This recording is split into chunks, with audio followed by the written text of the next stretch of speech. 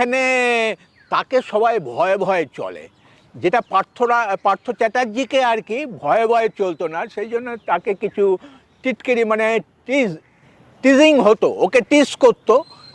সেই সাহসটা একে অন্যান্য প্রিজনাররা পাচ্ছে না। আদালত বান্ধব তাপস ভঞ্জ সুপ্রিম নির্দেশে রাজ্যের একাধিক জেল পরিদর্শন করেছেন, এখনো করেন। বন্দীদের নাগরিক অধিকারের কথা আদালতের কানে পৌঁছে দেওয়াই তার কাজ।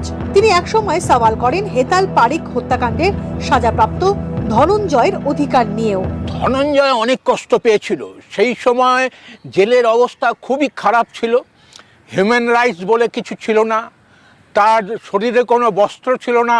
আমি যখন পরিদর্শন করি জেল, তখন ওদের বলেছিলাম স্টাফদের যে একটা ছোট্টখাট্টো একটা বস্ত্র দিতে হবে, কারণ এটা কোনো বস্ত্র না থাকা মানে সে একটা পশুর মতন হয়ে যায়। তো যখন ঘোরাফেরা করছিল সেরকমই লাগছিল, তো আমি তাদেরকে বলেছিলাম যে একটা বস্ত্র দিতে হবে, ছোট্ট একটা বস্ত্র দিতে হবে, যাতে তার লজ্জাটা নিবারণ হয়। কিন্তু এখানে সঞ্জয় রায় তো খুব আরামসে আছে, তার ঘরে এসি আছে, টিভি আছে, খাবার দাবার খুব রাজসিক স্টাইলে খাওয়া দাওয়া করছে। তো এটা হয়তো সরকার ওকে খুশি করতে চাইছে, যাতে বেফাঁস কথাবার্তা যাতে না বলে।